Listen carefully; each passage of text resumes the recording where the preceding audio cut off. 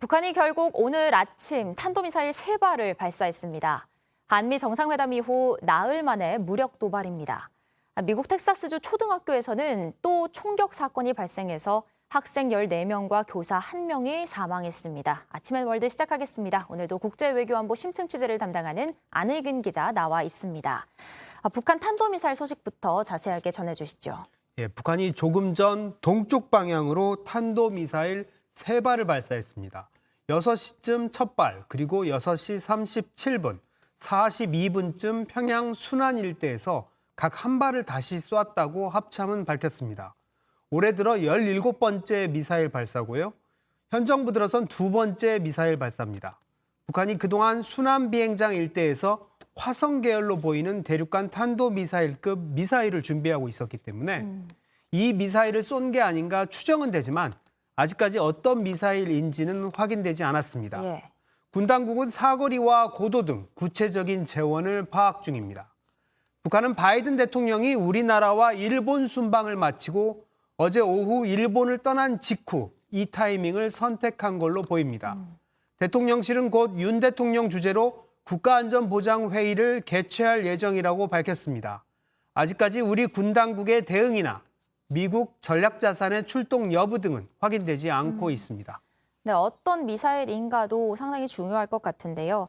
또 한편 중국과 러시아 군용기가 어제 또 한국 방공식별구역이던 카지즈에 침범을 했다고요? 네, 일단 방공식별구역 개념은 우리의 그 영토와 영의 상공인 영공 개념과는 다릅니다. 이렇게 보시다시피 우리 영토보다는 더 넓게 설정이 돼 있고요. 일부 공역의 경우 중국 방공식별구역인 차디즈, 그리고 일본 방공식별구역인 이 자디즈와 중첩이 되기도 합니다. 겹쳐 있네요. 합참에 따르면 어제 오전 7시 56분쯤 중국 군용기 H-6 폭격기 2대가 이 이어도 서북방에서 126km에서 카디즈에 진입한 뒤 동해상으로 이동을 했고요. 약 1시간 반 뒤인 오전 9시 33분쯤 이 카디즈 북쪽으로 이탈을 했습니다. 그러다가 오전 9시 58분쯤 이 동해 북쪽 구역에서 러시아 군용기 4대, 투폴레프 95 폭격기 2대와 수호이 전투기 2대와 합류해 들어왔다가 오전 10시 15분쯤 이탈을 했습니다. 오후 3시 40분쯤에도 중국과 러시아 군용기 6대가 카디즈 외곽에서 포착이 됐습니다. 우리 측 경고에 중국은 한 라인으로 통상적인 훈련이라고 밝혔지만 러시아는 별다른 통보조차 하지 않은 걸로 전해졌습니다. 중국 호위함 2척도 한동안 동해상에 머물렀다고 합니다. 합참은 지난번 러시아 군용기처럼 영공을 침범하지는 않았고 공군 전투기 F-15K와 KF-16 등을 투입해 우발 상황에 대비한 전술 조치를 실시했다고 전했습니다. 침범을 한 건 아니고 전술 조치를 실시했다는 거군요. 네, 그런데 이렇게 중국과 러시아 군용기가 카디즈에 들락날락하는 걸 어떤 의도라고 봐야 하나요? 최근 바이든 대통령의 우리나라와 일본 순방이 있었고요.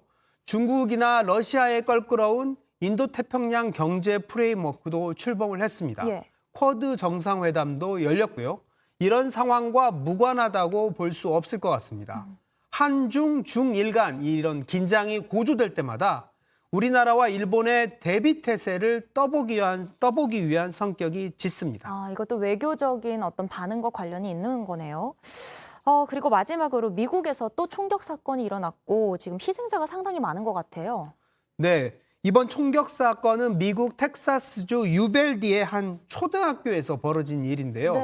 조금 전 그레그 에버트 텍사스 주지사가 확인한 내용을 보면요. 최소 학생 14명과 교사 1명이 사망한 걸로 전해졌습니다. 총격범은 18살 남성으로 사건 현장에 출동한 경찰의 총에 맞아 숨졌는데요. 자세한 범행 동기는 아직까지 확인되지 않고 있습니다. 부상자들은 유벨디 메모리얼 병원과 샌안토니오 병원으로 긴급 이송돼 치료를 받고 있습니다. 네, 또다시 안타까운 총격 사건이었습니다. 오늘 잘 들었습니다. 지금까지 안의근 기자였습니다.